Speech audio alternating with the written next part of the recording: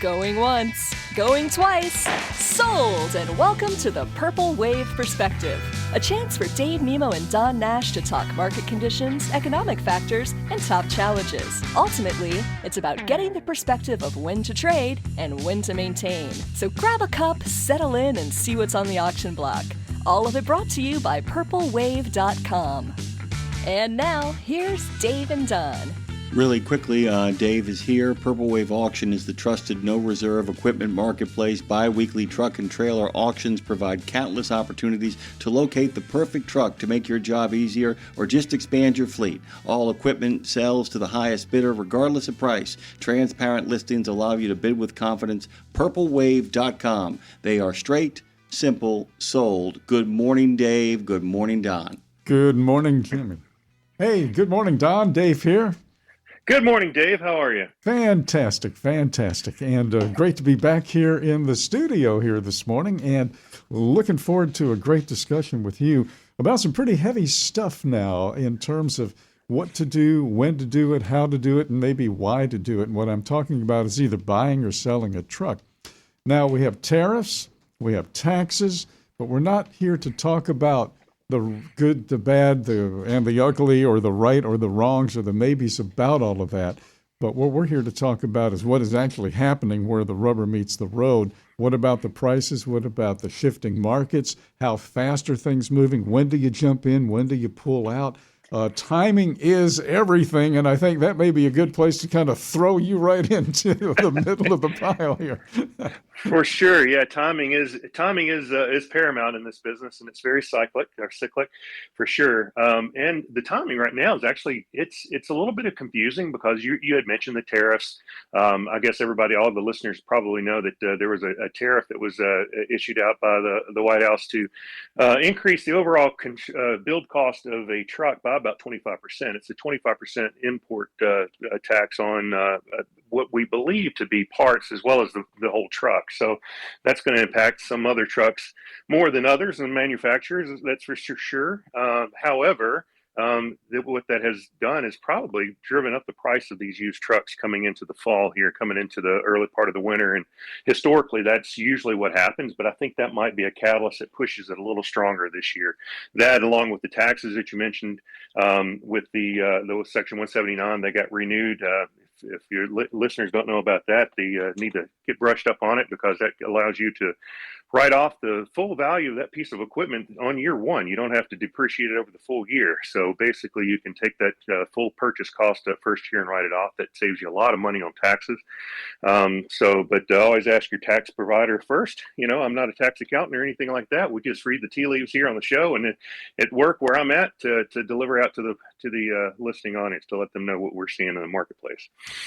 Obviously, taxes are of ultimate importance in terms of the add-on costs of a piece of gear. But let me ask you, Don, some people make moves based on the tax situation, like saving taxes here or paying less taxes there. Taxes obviously have to be on the list. Should they ever be number one on the list? Well, they can be. Okay. For certain, they can be. I'm asking you questions I don't know the answer to, by the way. These are not set up questions, folks, so I don't know nothing. All right. Go ahead, Don. I'm sorry. No, it's fine. That's for purposes in larger businesses, absolutely. That can certainly be a number one driver, whether it's in your procurement with a large fleet, large carriers that are out there. You think, carriers have got 500, 600, 700 trucks or more. The implications of when they purchase and the taxes that are associated with it have significant impacts for it. For example, this year, you would see a lot more of the larger fleets. I've heard chatter from a couple of the larger ones, and I would imagine the rest of them are probably following suit, to make those orders now because they don't get impacted by whether the tariff, and you refer to that as a tax, or the fact that they can write that new purchase off this year if they can get delivery of those trucks inside this year and put them into use, or at least get them onto their property, take delivery of them, then they can get that full write-off. Now that can manage, you can imagine you're buying 200, 300, 400, 500 trucks at a go, and you're saving or get to write off that full value from that truck on year one. That is a significant savings for a lot of these larger fleets, and their scale of business allows them to do that. On the smaller side, your owner operator carriers, that can drive too. I mean, it can be actually a larger impact on your tax bill at the end of the year. Because you're able to deduct the entire cost of that against whatever earnings that you had, plus anything else that you itemized through your taxes. So those taxes can be number one, but I would imagine there always should be in the top three about when and where and why to make the moves on your equipment, outside of the fact of just the use and time to replace the equipment because of wear and tear or for whatever other reasons you have on your normal fleet replacement. Okay, I'm going to circle back now to taxes Okay. as being, if not number one, maybe 1B on the list. And what I'm talking about here now is new trucks and trailers, for that matter, and the federal excise tax. And for years, we've had folks from the National Truck Dealers Association on the show talking about the federal excise tax. And how it's a deterrent for a lot of fleets in terms of, well, how do we do that? So used trucks have another tax consideration as well, but not as critical. But if the tariffs are going to make the new trucks go up in terms of price more, so if something new goes up in price, something used goes up in price, right? That is correct. That's normally the law of economics there on the macro scale for sure. You think about COVID. When we had COVID impacted, we couldn't get trucks, right? The assembly lines were shut down. You couldn't get parts in.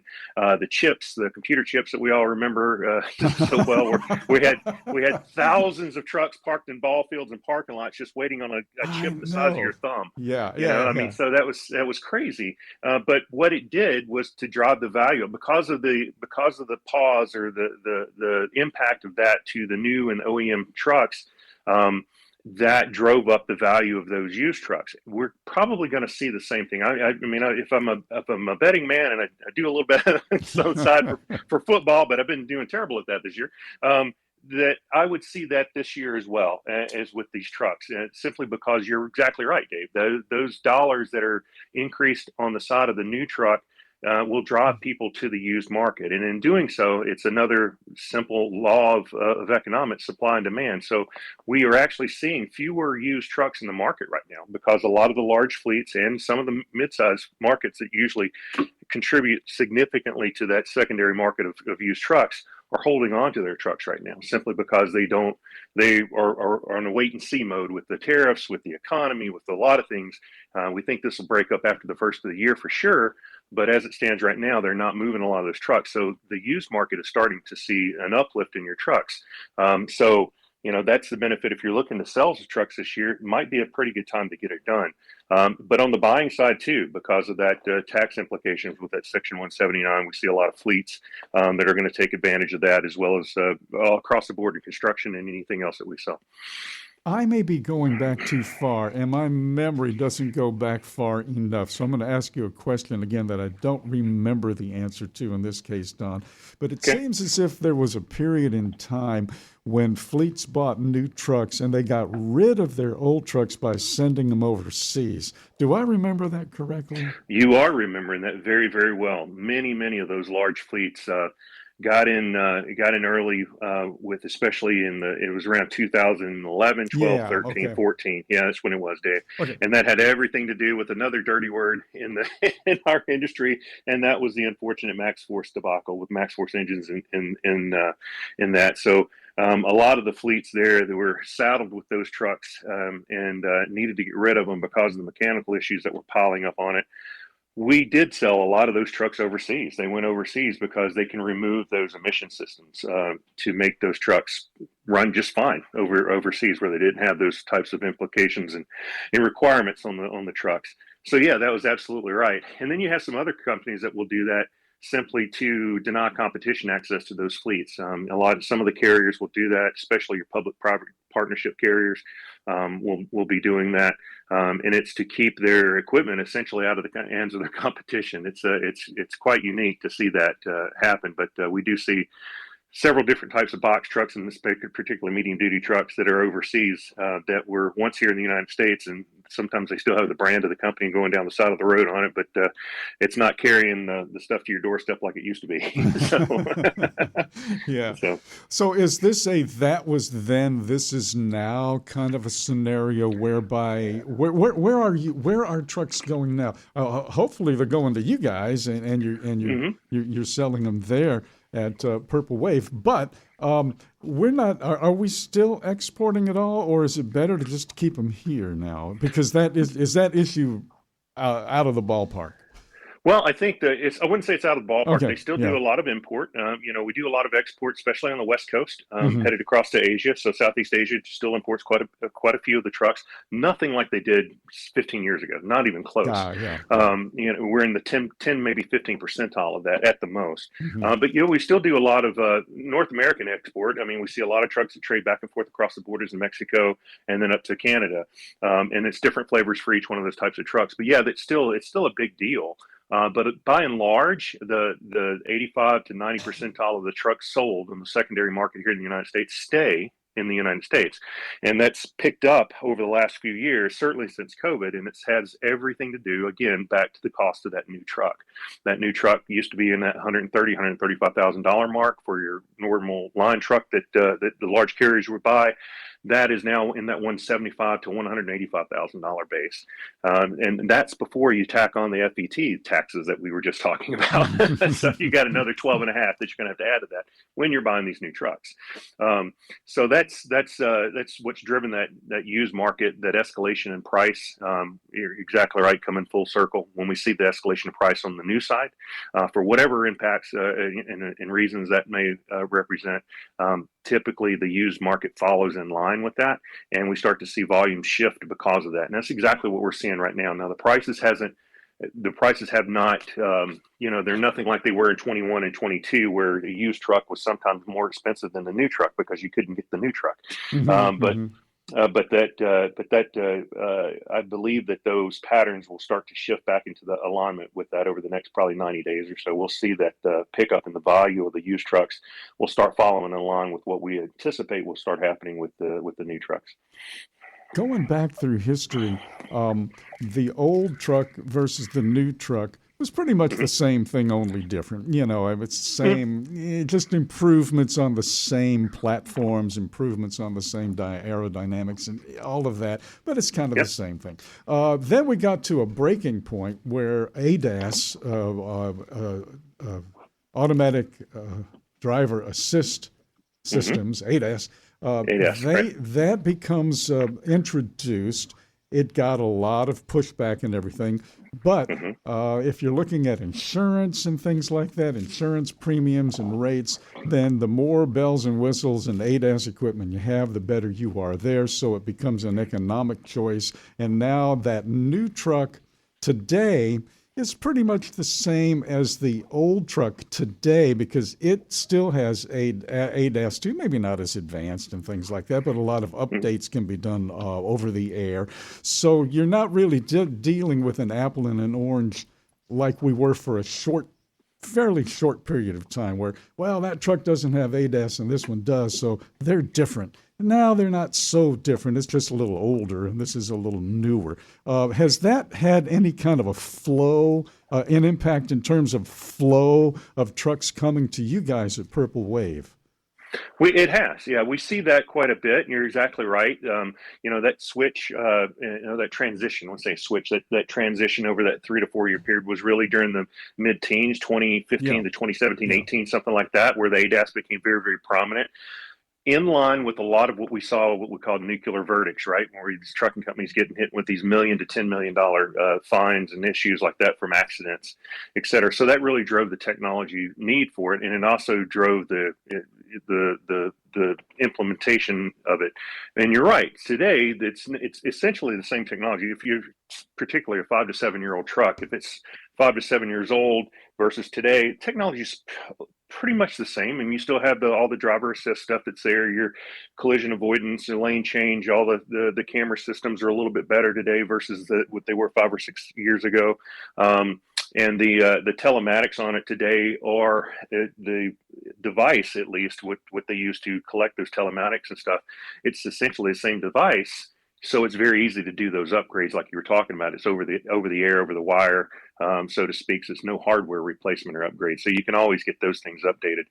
So we do see that with these trucks. A lot of people that will buy these trucks, especially if they're the midsize carriers, your segment you had on before this, you're at the tail end of it, you were talking about, your owner operators that may have under their own authority 2, 3, 4, 5, 6, 8 trucks or something like that. They can adopt this technology too and still benefit from it. And we see that because companies like this do buy the trucks in the secondary market that are equipped that way. They'll take them to their dealership, and the dealership will, whether it's a Freightliner, Daimler, Western Star, you go to your Packer products and stuff like that. They have the ability to at their dealerships to upgrade those systems on the software, and it's well worth it. I'm not sure the actual cost on it, stuff like that, but I see smaller fleets doing that all the time. It's to stay current without the expense of having to go buy that $185,000 to $185,000 new truck. They can get it for a $50,000-$60,000 truck and then take it in and get that same software to the upgrade on the hardware. So you're absolutely right. And again, that new truck will have maybe like a $20,000 federal excise tax attached to it too. That's so right. There's that. I don't want to keep harping back on that. No, but you're right. Yeah, it's significant. Yeah, it's very significant, and it drives all the decision for it. I mean, so and for that, that's why you think the tax implications. Well, yeah, they can be number one, because if you're looking at a new truck, yeah, that's significant. That's that 12.5 points that you have to put on top of the $180,000 or so you're spending already. Yeah, and you can achieve that by spending $100,000 less, $120,000 less in some instances.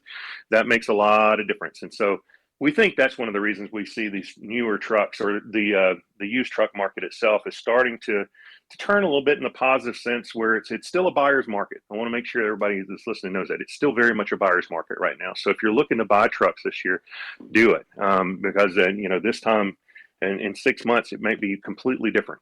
We just don't know. The crystal ball is pretty cloudy for me right now, and I think for a lot of people, we can read the numbers, but the numbers don't make a lot of sense when we see values going up. Volumes are starting to drift down, but then they're going to drift back up, all these conflicting things. But we do see the prices of the trucks right now where they're at. For for Purple Wave and Ritchie Brothers, two biggest in the market, we're seeing the exact same data. And that data tells us that we're really interested in the volume of the trucks that are coming up this fall. In our last 3 sales, we've sold a little over 130 trucks or so. That's up for us a little bit, by about 5 to 6%.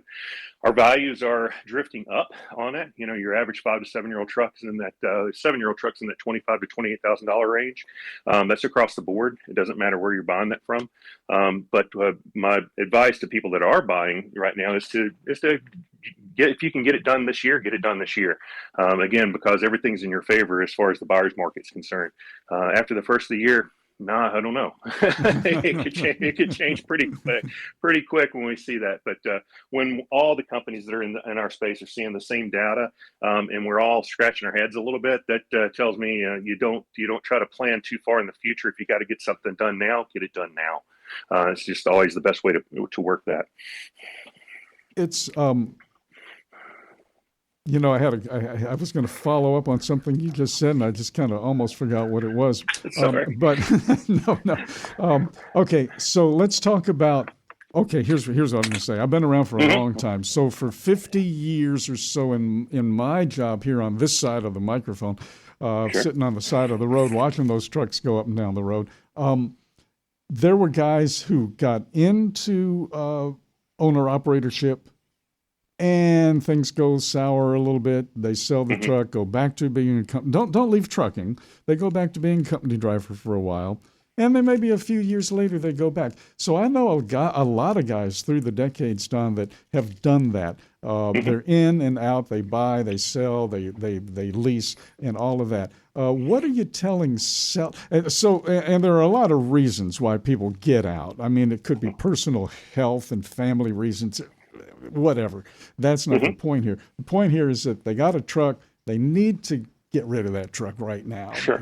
Okay. So what do you tell? We always talk about buyer, but it's the seller too. So let's talk to the sellers for just a moment here. Sure. Yeah, seller. What makes our Purple Wave platform pretty unique is the fact that we come to you.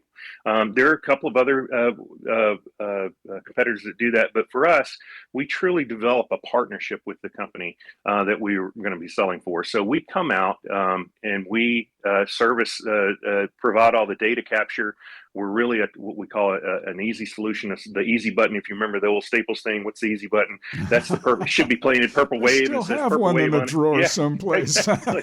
So, but that's really our policy and motto, Dave, is to do that. Is to send out our when the time comes and you want to do that, you've consulted with your local territory manager for Purple Wave. You can find that out by just simply going to purplewave.com, creating an account, and then you can go in to find our locations on there and contact your local rep. And the advantage is, again, we come to you and it sells from where it sits. Now, if you do need to move it, you can't have it there. Maybe you've got limited yard space or for whatever purpose. We can do that too. We can bring it to one of our partner yards at Copart, because we're partnered with Copart. Mm-hmm. And so we've got a couple hundred yards around the country that we can do that with as well. And the other big difference for us is when we do that, when you're looking to sell it, if we sell something for you for $25,000, for example, you're getting a check for $24,900 back in your pocket as the seller. That's quite different. We do not have a seller side commission fee. We make our money off the buyer, just like every other company that's out there, and we charge 10% for that. So it's a significant difference versus your traditional brick and mortar auction company, where they will take your inventory in your truck and try to get it sold, through their sale, which is an event. So they're focusing on their event to sell it, which works most of the time. But with us, we come to you, we treat your equipment as very special. We bring that and we put it onto to our website, and usually have it sold within about 4 to 5 weeks. We like to have a little bit of time like that because we have an entire marketing team that's going to take your asset and put that in front of the right people. The old adage goes about you think about buying a sofa and you open up Facebook or Instagram or any of your social media feeds, and all of a sudden there's sofas everywhere, like your phone is listening to you. Well, oh no, it couldn't be. It couldn't, right? Well, I would say our marketing team isn't quite listening on your phone, but we do pay attention to everything that happens online within the trucking space. And I do mean everything. And so when we're doing that, we're able to capture all of our data from our website for every person that was bidding on anything that's ever happened on our website, as well as knowing the markets themselves and the people that are looking for these trucks. We take your truck and put it in front of the people that have money in their pocket and are looking to buy today. That's what we do with our entire team on every single piece that we have. We have an asset promotion process that's unlike anything I've ever seen in the market space itself. And it's really one of the reasons why I'm over here at Purple Wave. It's just a phenomenal product, a phenomenal process, and phenomenal people. And to be able to address that through the seller side with the sellers, I got to get rid of this truck. I don't want to get stung too hard on a 8, 10, 12, 15% commission. I can't really afford to send it out somewhere to let it sit for 6 months or whatever at a consignment, or put it into drive it 3 hours away to an auction site to get it sold. We answer all those questions for you in one fell swoop. You just make a phone call to Purple Wave. We take care of the rest for you. And so that's what's the wonderful thing about being a seller with Purple Wave, is that you don't got to do much. You just make a phone call. We'll take care of the rest of it for you. So that's the easy thing to do, and we love doing it every single day. We've got a truck sale this week on October the 16th, this Thursday, coming up. We've got about 70 power units in there. I think about 120 trailers or so, if I remember right. And a couple of really cool looking trucks that we've got in there. So if anybody's looking, this week might be a good week for you to check out purplewave.com and see what we got going on. Well, speaking of cool looking trucks, don't you think it might be time for Don's Pick of the Month? Yes, I do. I appreciate that. And for this month, we have a 1995 Peterbilt 379 from our friends from Bartek Cattle Company, based out of Poteet, Texas. This truck has got about 900,000 miles on her. So she's got some miles on her, but she is clean as a whistle. She's one of the prettiest trucks I've seen in a while. She's set up to haul cattle pods. Currently sitting right now, she is at $55,000 for the whole bid, and it would be, closing this Thursday. at around midday or so, depending on how many more bids we get into it. Now, we anticipate a lot of activity on this because she is a very pretty truck. So do go to purplewave.com, and you can really just type in 1995 Peterbilt 379 and it'll bring it up, and you can't miss it. It's orange. It's got a little coffin box 36-inch sleeper flat top on it. Detroit Series 60. The video's there. You can listen to her. She purrs like a kitten. Just a wonderful truck. So that's our pick of the week. That's what we're looking forward to see what she does along with everything else on that day. And we're excited about having that truck to sell this Thursday for our friends at Bartek Cattle Company down in Texas. Fantastic. Don, before we close out here, and boy, that went by fast, I'll tell you that.